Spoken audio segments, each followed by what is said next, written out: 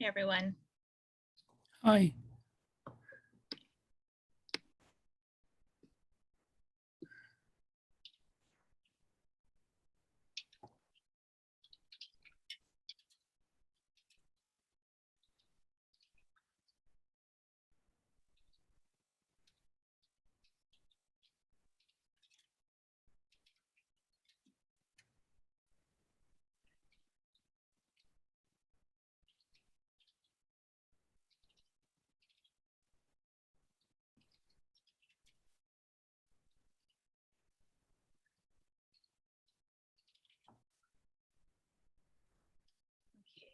Waiting on a few more to join before we can get the meeting started.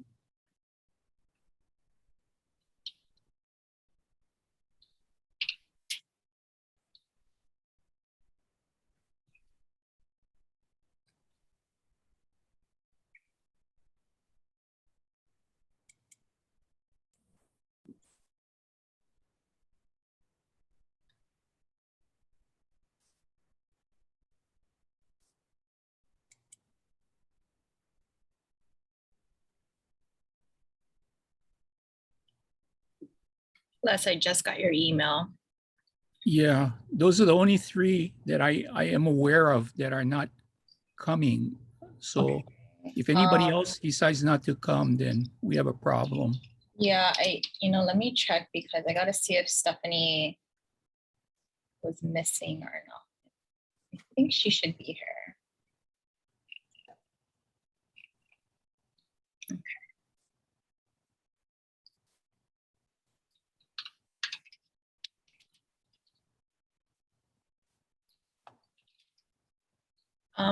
Does anybody know if Mike's going to be attending? No. Okay. Mary, do you happen to know? I would doubt it. I think he's still in Jacksonville. Okay. So I don't think we're going to have quorum today then. Yeah. Right, we just got notice that Don, Ron, and Makaala. Dawn told us at the last meeting that she wouldn't be here today. Okay. Yeah, I couldn't recall if that. I know Makaala just sent an email saying that she wasn't planning to join. Are they all at the planning thing? Mm-hmm. Yeah. We talked about if we should reschedule this, and everybody agreed that we didn't need to, and now whatever. Yeah. Oh, which is unfortunate because I know that we were going to have Danielle Bash join to give her presentation. So Jody, welcome. This is everybody. Well, shoot, I can't. Sorry. Okay. Quick question. Can I even call it? Wait, it sounds like we're not going to have quorum today.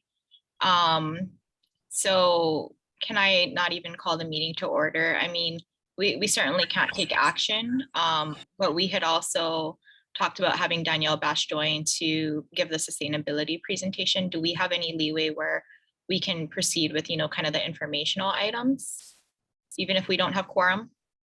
Yeah. Okay. So maybe sorry, go ahead. Oh, you're on mute. I was just going to say, yeah, you can go ahead and accept information.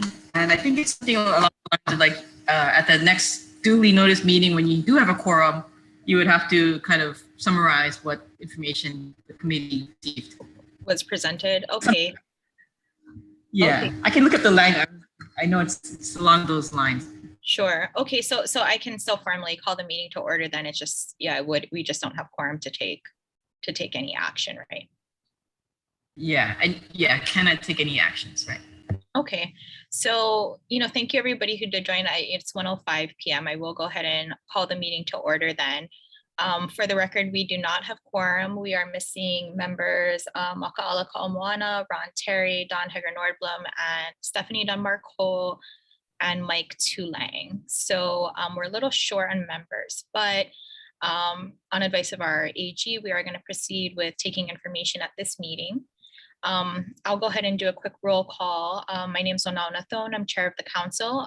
We also have today Robin Kay, Roy Abe, Mary Bajer, and Mahina Tudor, all members of the council. Also with us are Mary Alice Evans from OPSD and Les Segundo from ERP. Our AG Jody Yee is here. We have members of the public, Danielle Bass and Gordon Scruton. Thank you folks for joining. Okay, so as you folks heard, we don't have quorum, but we'll go ahead and proceed with our agenda as best as we can. I don't think we have minutes for this meeting, so we'll go ahead and skip that.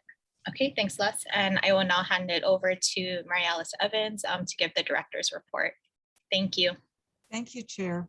It's my pleasure for the director's report to introduce Danielle Bass, the state's sustainability coordinator. Danielle has led the revision and update of the Hawaii 2050 Sustainability Plan, the State of Hawaii's Climate and Sustainability 10-Year Strategic Action Plan, and created the State of Hawaii's official statewide sustainability program, a new branch in the Office of Planning and Sustainable Development. Danielle has over 16 years of experience in policy development and analysis, sustainability and climate resilience planning and management throughout Hawaii's state government, including managing 5 legislative committees within the State House of Representatives as a legislative manager and chief of staff. With her policy and planning background, Danielle serves as a member of the National American Planning Association's Legislative and Policy Committee. She was born and raised in Mililani, holds a master's degree in urban and regional planning, a disaster management and humanitarian assistance postgraduate degree, and a bachelor's degree in political science from the University of Hawaii at Manoa. She's also a graduate of the University of Cambridge's Institute for Sustainability Leadership Business Sustainability Management Program and is a LEED accredited professional. She's also an active disaster responder and licensed disaster response pilot. And she holds certificates in global engagement from the U.S. Air Force Academy and humanitarian civil military coordination for complex emergencies from the United Nations. So I'm going to turn this over to Danielle. What we're going to present today is the state sustainability plan. And I'm very pleased and appreciative that the Environmental Council has invited us to make this presentation. Go ahead, Danielle. Thank you, Mary Alice, and thank you to the members of the Environmental Advisory Council. It's good to see some of you again, and thank you to the Environmental Review Program. I'm going to go ahead and share my screen. All right, and can you all see the PowerPoint? Yes. Okay, great. So screen sharing is paused, resume share. Okay, so I'm going to be going over the revision and update of the Hawaii 2050 Sustainability Plan, which was actually revised legally, and I'll go into that a bit later, to serve as the state of Hawaii's Sustainability and Climate Strategic Action Plan. So just to provide a quick overview, we're going to be discussing the history and process to revise the update, the Hawaii 2050 Sustainability Plan update, our public outreach efforts and stakeholder findings, the summary of recommendations and reflections and call to action. So as a quick history, some of you may recall in 2005, Act 8 was actually enacted from special session to create a Hawaii 2050 Sustainability Task Force. That task force was set to create a 2050 sustainability plan to provide future long-term development of the state. That same act required a 10-year update. In 2008, the Hawaii 2050 Sustainability Plan was published, mainly by the state auditor, to serve as a long-term plan for Hawaii's sustainable future. That 10-year requirement, that legal requirement update came knocking on OP's door here in 2018, where the state legislature requested us to update the plan pursuant to law. So we did work and assist the Hawaii State Auditor to provide a 10-year measurement of progress of the 2008 plan and co-published that report. The subsequent year in 2019, the legislature revised the law scope and codified it within the Hawaii State Planning Act requiring that this plan shall serve as the state of Hawaii's climate and sustainability strategic action plan, again, to be updated every 10 years. So in the last year, we did perform this update. Moving on into the process and revision and updates, I just wanted to share with you the extensive public outreach that Office of Planning and Sustainable Development did with our partners at ICF. We actually reviewed a copious amount of Hawaii's laws, plans, and policies, at around 150 altogether. We conducted 2 public surveys, 9 virtual statewide informational sessions, copious advertisements. We had over 200 participating organizations and over 800 public participants. Of course, when we were conducting the drafting of this plan, we distributed 2 drafts to 65 identified state and county reviewing agencies. They were provided a 2-week review period and provided us that feedback so that we can adjust and finalize this product. Altogether, we had 5 public presentations and over 1,000 emails, all to really just determine 8 focus areas so that we don't stray away from the goal here. We surmised all of this to 8 focus areas, 38 strategic actions, as well as over 250 recommended actions. So just wanted to highlight the importance of the UN Sustainable Development Goals. We thought it would be appropriate here to actually align our efforts into the underlying framework of the United Nations Sustainable Development Goals, since really the update of this plan actually corresponds with the framework of the UN SDGs, which are required to be complete by 2030 at the United Nations level. So what we did was we organized as many of the planning efforts and initiatives going on throughout the state of Hawaii into this common framework.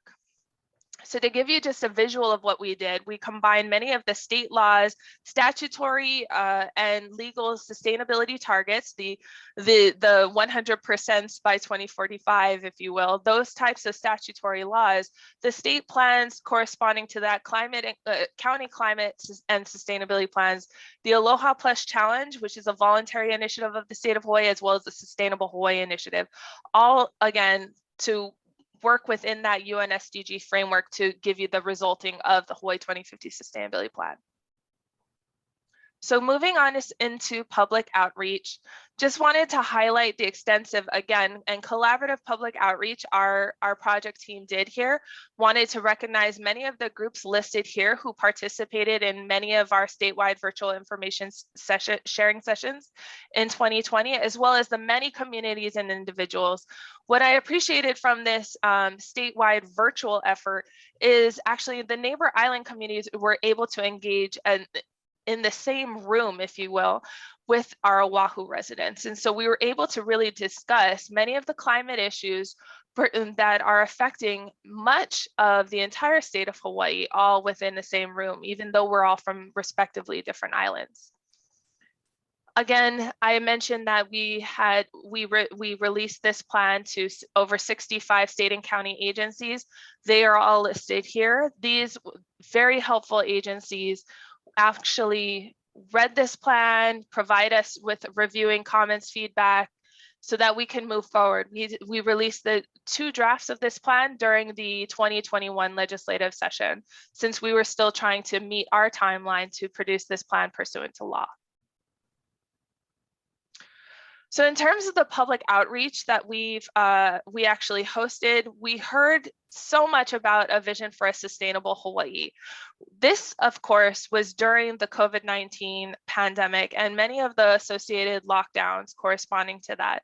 So this was a very vital time to talk to our public from a statewide perspective and lens to hear what did they want in terms of our Hawaii and sustainable future. So what we heard was that they want us to look to our past, our cultural practices, to determine lessons for the future. Of course, increase equity and explicitly address equity in the implementation of climate change issues and sustainability.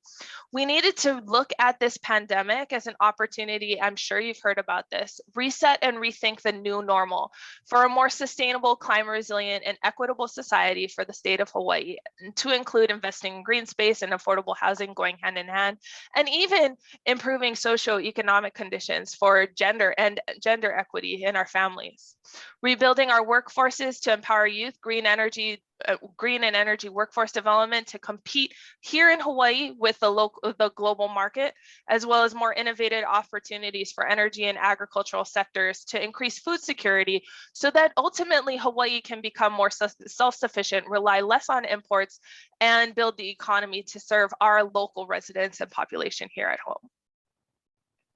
Now, diving deeper into that vision for a sustainable Hawaii, we asked the public we engaged that, what do you see in terms of a vision for a sustainable economic recovery? We heard that they want to see a more diversified economy, relying less on tourism, and looking at Hawaii to rebuild Hawaii sustainably and not returning to business as usual. So again, looking at this as an opportunity for the new normal. So this is definitely, we embrace this idea, and this is a part of our vision for this decade of action, if you will. Increase food self-sufficiency and local food production, more green job opportunities in terms of diversifying our economy and investing in our communities, education, people, and especially infrastructure. And this is a timely thing to highlight right now, as the federal government is currently discussing infrastructure financing to many of our states. So this is an opportunity where we can directly incorporate the Hawaii 2050 Sustainability Plan in terms of federal infrastructure financing to help make Hawaii more climate adaptive, resilient, and sustainable. All of this, of course, understanding our sustainable Hawaii, this needs to be grounded in our Hawaiian values and guided by our traditional ecological knowledge. So we also heard back from the public in terms of public outreach findings and actions to take, specifically for government, private sector, nonprofits, and even individually as people. For government, they wanted clearer messaging on the sustainability targets. There's multiple targets flying around. There's the Aloha Plus Challenge, there's a Sustainable Hawaii Initiative, as well as there are many codified legal and sustainability statutory targets in our laws. For instance, many know that we need to achieve a 100% renewable portfolio standard by the year 2045. However, it is also codified by the year 2045 that our state buildings and our county buildings need to reclaim 100% water, with the exception of drinking and potable uses. So clearer messaging of these sustainability statutory targets and climate resilient targets will help our public as well as businesses engage more into what are the priorities of the state of Hawaii. So clearer messaging there.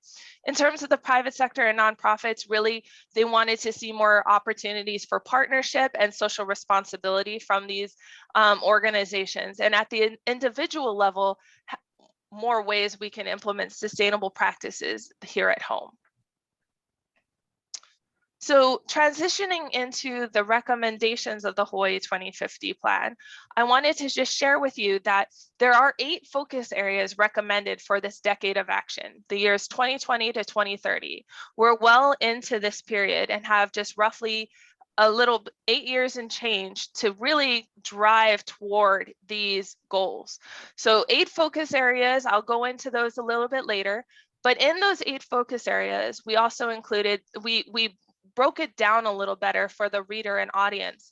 So there are included 38 strategies as well as 250 recommendations within those 38 strategies.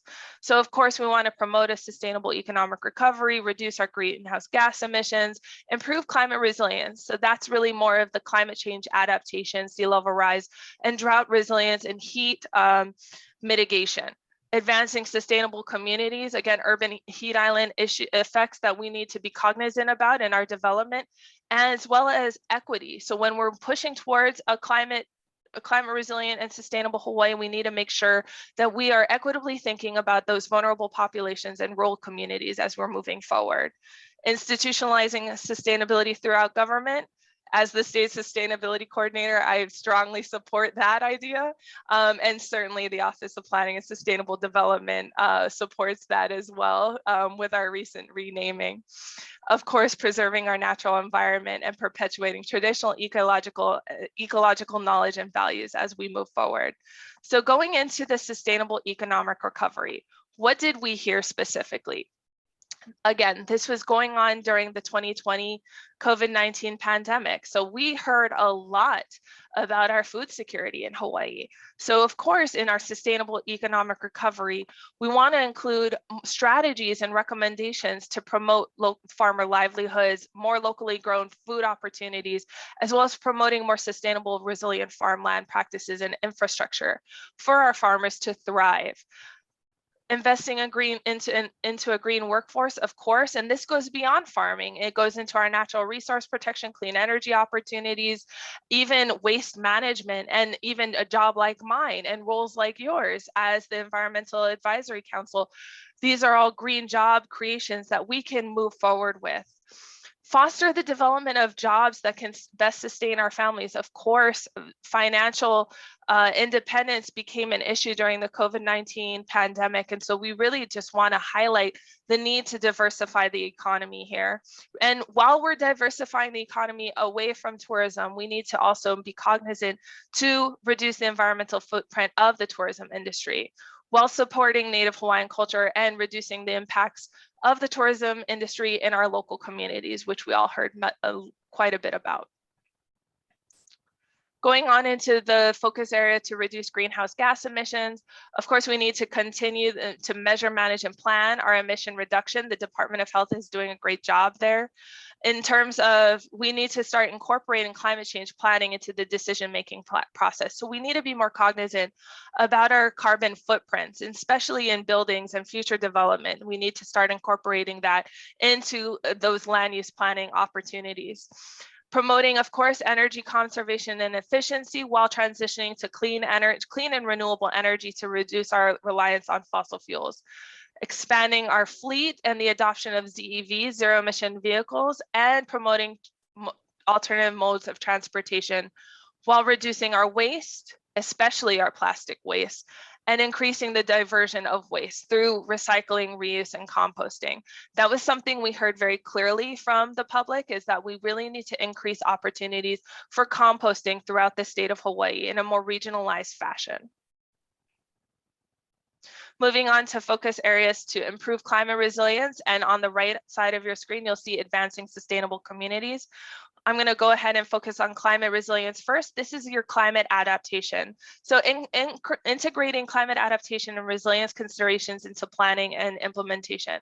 We here at the Office of Planning and Sustainable Development are beginning to work on that, especially through the passage of Act 178, understanding what state facilities are within the sea level rise and inundation area.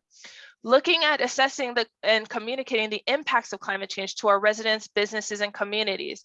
So I thought here a great example of that is the drought monitor. Many people are not familiar with that availability of just general mapping showing that the drought impacts in our islands, and perhaps that could be something we can communicate better to our public and our residents here in Hawaii, that we are starting to see drought, especially during the La Nina years. In implementing actions to improve the state's resilience to climate change, there's low-hanging fruit opportunities here by just using federal infrastructure funding to leverage that funding to directly impact our hurricane shelter opportunities.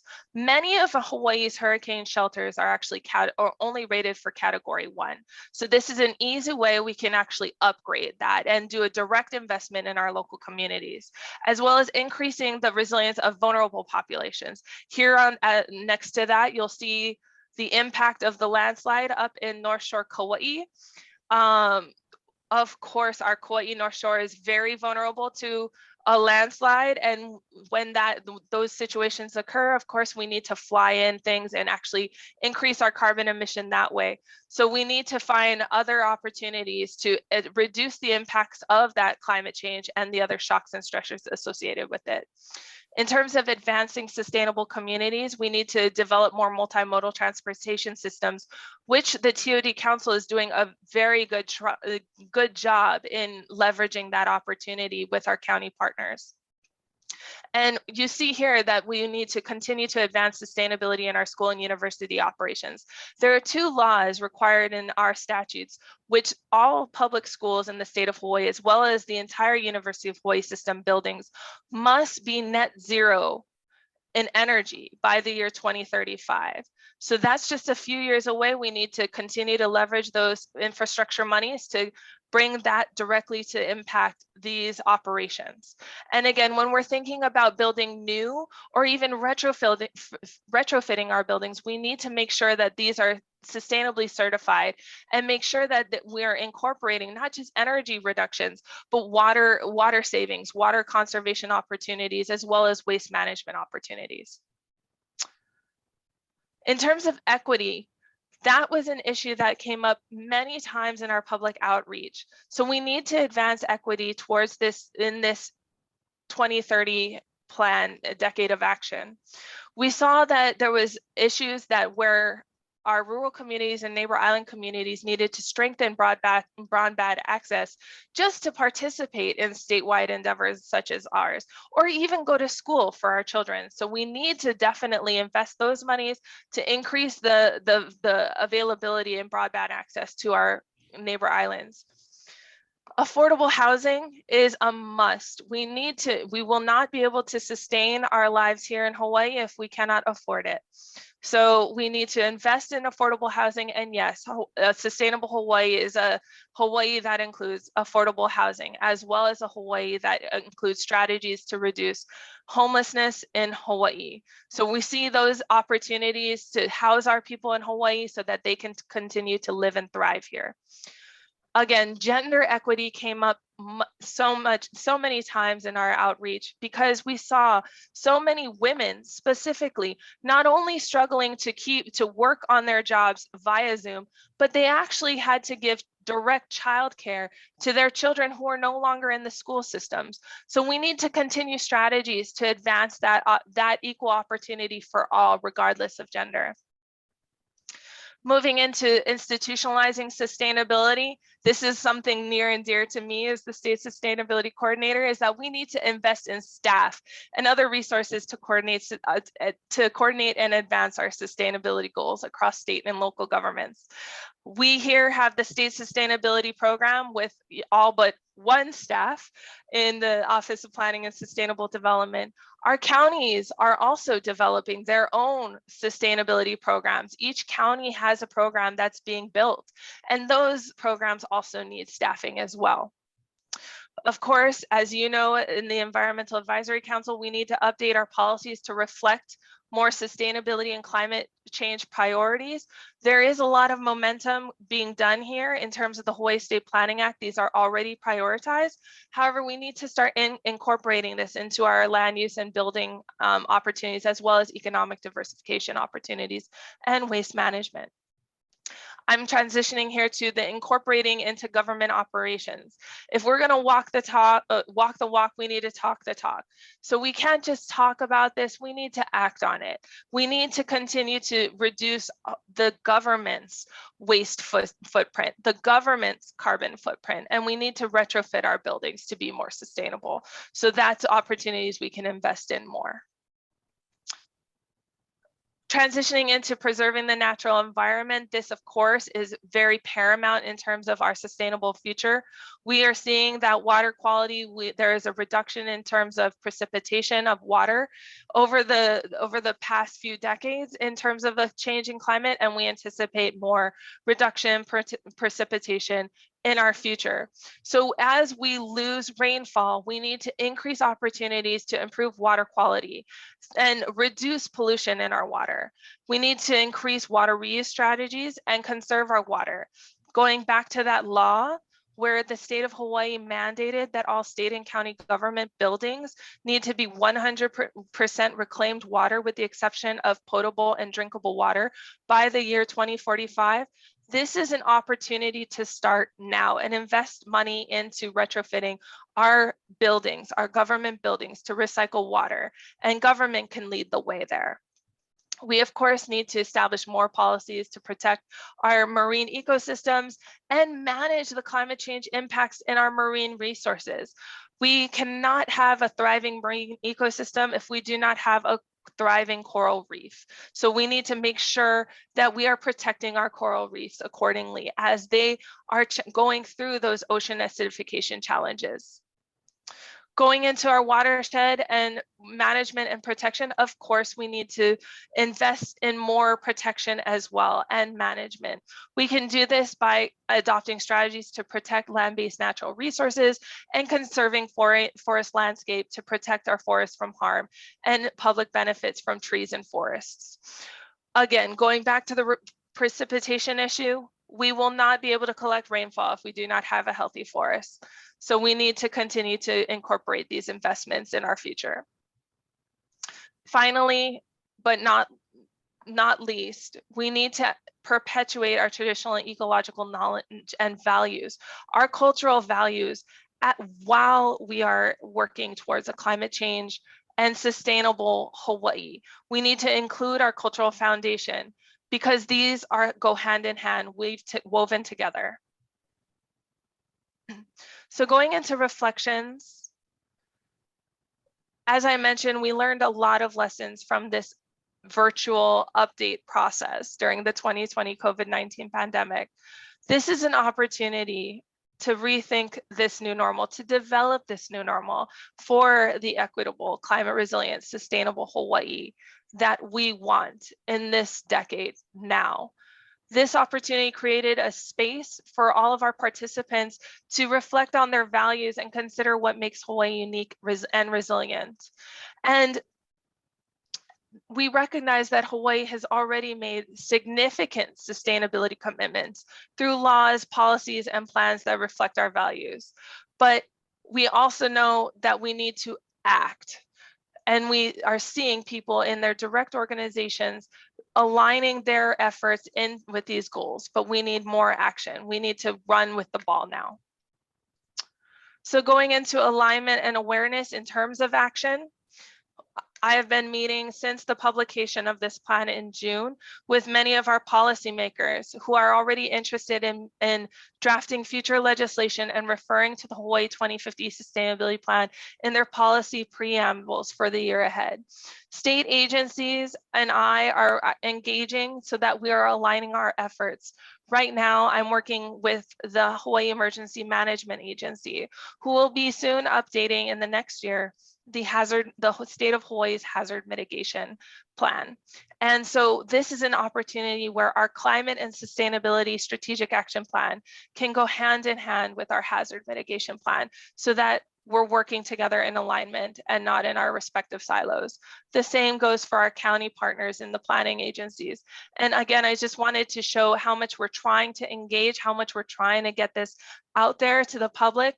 We've partnered with our media partners at Hawaii News Now, the Hawaii Tribune Herald, and Maui Now, and the Garden Island in Kauai, who have all published respective articles and news pieces highlighting the importance of this plan. So I want to mahalo them. Excuse me. So finally, going into the call of action, what's needed?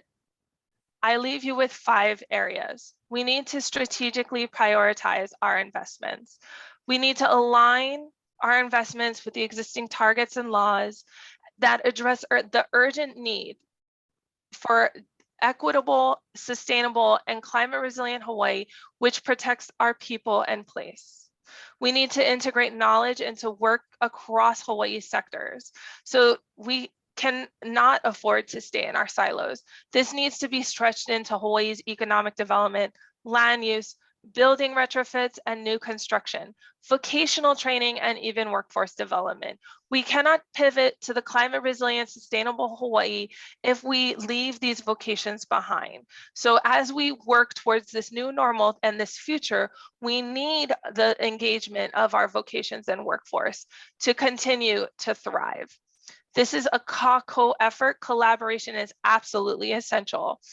We need to identify, lead in supporting actors and find their commitments, what they can do to help advance this, help advance these focus areas, these strategies, and these recommendations moving forward in the next 8 or so years. We need to develop metrics and ensure a measuring process for the tracking of progress of the Hawaii 2050 Sustainability Plan.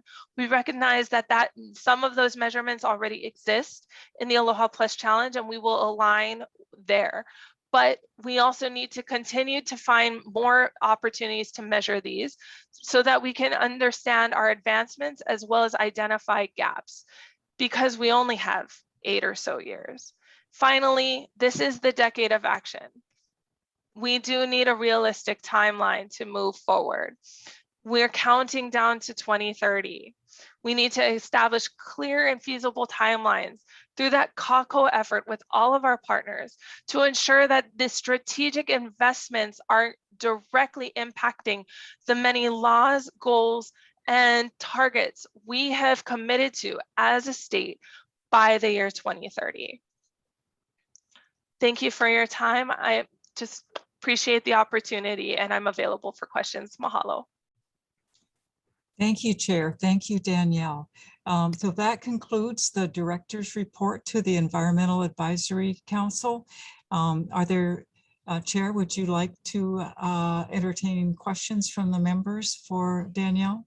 Yeah, absolutely. And I actually had one question. I know you had a point in your presentation that there was a call from those who participated for more green jobs. I was just curious, what exactly do people mean when they say green jobs?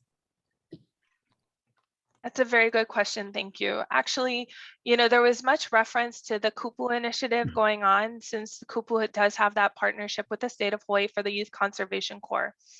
And while many of our partners in the natural resources workspace were actually advancing that, we heard from our farming community as well as our clean energy organizations throughout Hawaii that these are opportunities for green jobs as well. We heard from the Department of Health that even waste management and better waste management practices to convert waste or even compost waste in a better way, that can be another green job. So what I've been messaging through our testimony with the legislature is that green jobs is actually much wider than what we're currently practicing. And even, jobs like mine as a state sustainability coordinator, this is a green job, even though I'm sitting here at a desk, right? So we've really just been expanding that definition from the public outreach we've received and feedback. Thanks. Yeah, and anybody else questions for Danielle?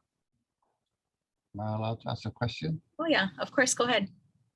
So you mentioned cooperation with the state and the city and county governments. Any participation or cooperation from the federal government? Thank you for that question. Yes, actually, I was just in a meeting with our congressional leaders just a week ago, and the offices of Brian Schatz, Ed Case, and Mazie Hirono have all been extending many of the federal partners on my way. So I've already received a few emails from HUD, and Indo-PACOM is actually very interested in the Hawaii 2050 Sustainability Plan. I'll note that I saw Indo-Pacific Command. I'll note that they actually shared the state of Hawaii's Sustainability and Climate Action Plan on LinkedIn to all of their followers. So we're starting to see the federal partners percolate as we move forward, especially with the excitement of the infrastructure money coming. Thank you. All right, anybody else have questions? Okay, I have one more. Oh, Mary, go ahead.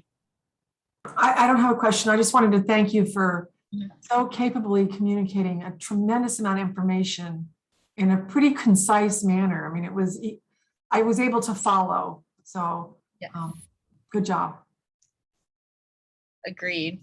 Okay, well, I'll go ahead and ask, one more question if I can. So again, you mentioned that 2030 deadline. Just curious, so what happens if we don't meet it? What are the implications or the penalties? I love that question. Thank you so much for asking that. Right now, so far in the statutes that we're monitoring here in the state sustainability program, there are no enforcement. There is no enforcement in these statutes. However, I've noticed while interacting with the legislature and many of our policymakers is that they bring this up time and time again. So you hear, I guess more prevalently, the requirement to double local food production and export by the year 2030. So that is now codified in law. And, where are we on that? So those are the kinds of discussions policymakers are having with the Department of Agriculture, and sometimes they even bring our office in on that, as well as Mary Alice as director. But yes, to your point, there are no enforcement policies. I'm sure that issues may arise later when it's 2032 and we didn't necessarily double anything, or even worse, by 2047 we didn't hit 100% renewable portfolio standard or recycle all the water in our state and county facilities. So these are issues that are raised and are noted, actually, that there is no enforcement to these targets. However, it is the role of the state sustainability program to continue to actively push for those targets, as well as liaise with all of our state and county partners to continue to bring awareness of those targets' existence. Oh, thank you for that. Is there any thought to tying like funding running out with those deadlines at all? I mean, What funding are you thinking of? well, if there's going to be any funding for implementing any of these, measures, federal, state, or county, or otherwise, Yes, that's something I aspire to work on in terms of just even my own testimony to the legislature from the state sustainability program. So, assuming the federal government passes an infrastructure package and later on our state legislature needs to disperse funds, I will certainly be referencing many of the laws the legislature passed in terms of retrofitting opportunities and directly showing where we can use these infrastructure financing opportunities to achieve these goals. All right. Well, thank you. Yeah, thank you very much for giving this presentation. I know you gave the same presentation or some similar one this morning to HCPO. So, unfortunately, we did lose a few members to the afternoon session, but I'm not too worried. At least they did get to see your presentation that way. And, just one more time, is there anybody else who have questions for Danielle? I just want to say thank you. I hope you were able to catch your breath. That was an amazing presentation in a short period of time. I kept wanting to say, whoa, take a break, have a glass of water. But you really did a marvelous job. Thank you very much. Thank you so much. I didn't want to waste any of your time, so thank you for that. No, we really appreciate you joining us and providing us with that presentation. I'm glad we were able to do it today. So thank you so much again. You're welcome to hang out for the rest of our meeting if you want, which won't be a true meeting because we are lacking quorum today, but yeah, we'll go ahead and release you from having to speak to us any longer if you don't want to, but thank you so much, Danielle. Thank you. I'll stand by and watch. I would love to experience this council meeting. Thank you. Sure. Yeah, sorry again, it's not going to be the usual, but I do want to acknowledge Steph, welcome, and we also do have another member of the public, Panamana Tonga, so thank you for joining. Yeah, so we did lose a few people, so we don't have true quorum. So we won't go through the exemption committee update. Ron's not here and we didn't have an exemption committee meeting today. For rules committee, Mahina, if you don't mind, if we can postpone our discussion on potential amendments to chapter 200.1 until next time. I know that was something that at a previous meeting, the council members said that maybe there are some provisions we want to revisit, but I think that's a really substantive discussion. So we'll have that at the next meeting. Mary, did you want to go ahead and give an update for INO? Sure. We're just working on the energy forum for December 1st. So we have a really good panel of 6 people. And so we're just moving in that direction. We're also working on kind of our own housekeeping. I may have told you this at the prior meeting, but we reached out to the Office of Planning and to see if they had a format of how they do flyers, and they don't really have a format. So we're inventing one for ourselves. We feel like we've all talked about this at various stages, but we feel like we wasted a lot of time on flyer creation, and we spent a ridiculous amount of time in July on that effort, and we can't ask volunteers to spend their time that way. It's just not appropriate. So I'm almost ready to send out my first draft of what our canned presentation flyer is going to look like. Everybody's picture will be the same size. Everybody's title will be the same font. et cetera, et cetera. It sounds silly that we have to manage that, but we do. Everybody, you know, when you're asking panelists to speak for free, they have the most we can expect to is treat them with respect. And when people's pictures are different sizes, honestly, that's the most difficult thing about putting on these forums is getting the panelists to provide us with the information to send out about them. And it seems like it shouldn't be that difficult, but it is. And so within our committee of INO, we're kind of breaking it up by who knows who the best, and maybe we even know where we can scrape it from, where they presented somewhere else. And so we're fine tuning that, but that's as childish as that might sound, that is what the tremendous amount of energy is being spent on. And we're not going to give up. We're not going to let it beat us. We're going to find a way to get this accomplished. So that's our report for today. Thank you very much. We also did not have quorum for INO. So Roy and I talked about a couple of little housekeeping things similar to what I just discussed with you. And we're moving forward. Thanks, Mary.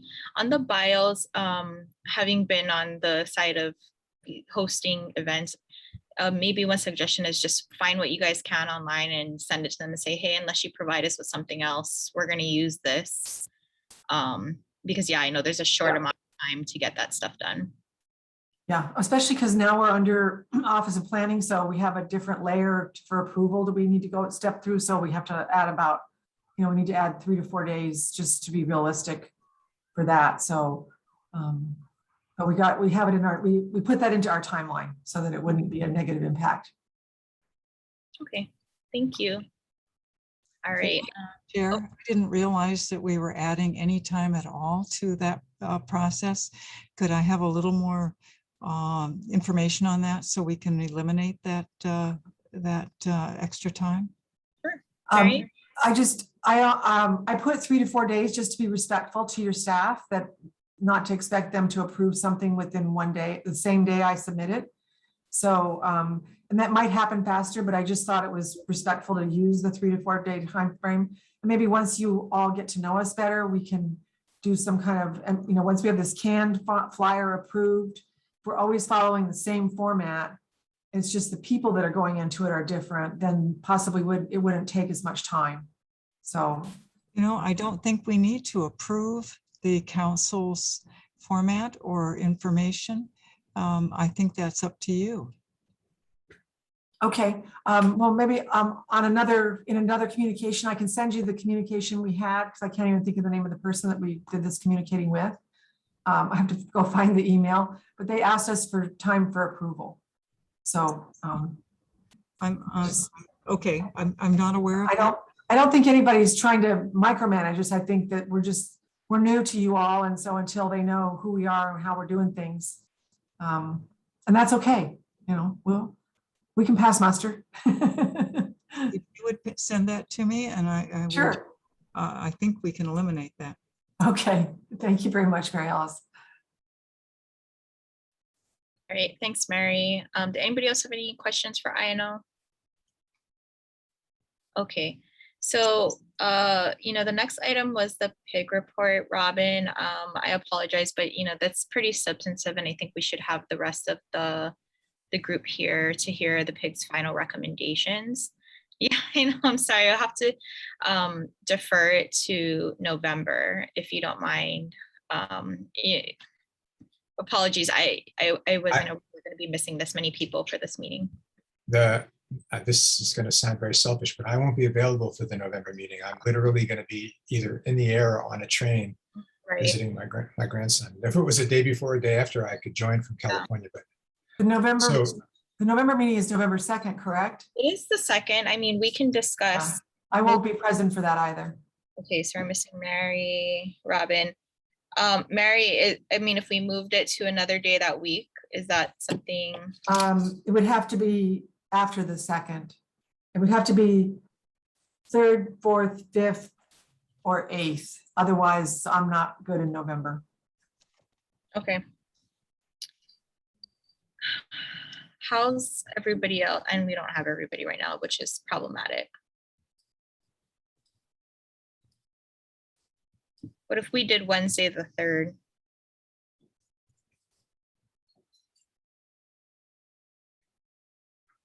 Okay, seeing, I could make that work.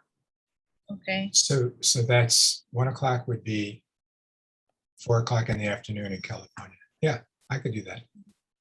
and maybe we'll start with the pig item first in case That would be great. you, yeah, okay. Okay, Steph, Tessie, Roy, you folks think you'll be okay with the 3rd? Okay, Tessie's not. I'll be here there for the first half. for the I first can half. be there from 1 to 2. Okay, Yeah, again. I think it's going to be, it's critical that Mary be a participant in that as well as me. We have such a small committee. It's been Roy, Mary, and I since Michael's been under the weather. And having Steph there for the first part is also really critical. So there's as you know, there's some substantive issues that we have to deal with on that pig and strategic planning. So Yep. yeah, sorry to inconvenience everybody else, but Oh, Nana, would it be, maybe since, Stephanie, would you be able to stay longer if we started at 12? Yeah, let me check with Ron because Yeah. we do exemptions from 12 to 1. I think we will have some, shoot, I'm trying to remember if Ron said he was going to be gone in November or not, if it was just October. I'll text him right now. he's back today. He just couldn't make the meeting because he was traveling home today. That's what it was. Yeah. Okay. So I think Ron will be here in November, and I know we'll have a couple of exemption lists coming up. So, okay. So But you won't need a is pig meeting. no pig and no, right? No, Yeah. we had our meeting today and we're just going to postpone our report until we meet in November. So you could use, Ron could use that time slot if that works. Everybody else be okay with starting our council meeting at noon on the 3rd instead? Yeah, and I'll check with Ron. I think he should be okay with moving exemptions to 11. Okay, so I'll check with Ron on timing for exemptions in November to move it to 11 to 12 and then have our meeting from 12 to 2. And then hopefully that works because yeah, we'll have to take some action at that meeting. All right. Thank you folks for being flexible. Apologies about the last minute change. So, okay, it looks like we will change our meeting in November to Wednesday, November 3rd from 12 to 2, 2:30.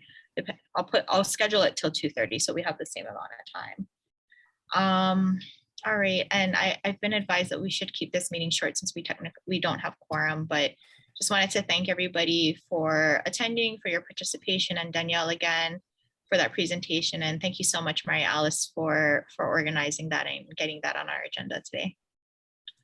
All right, sorry about this, folks. Well, have a good week, and I will see you folks in November. Take care, everybody. Thank you.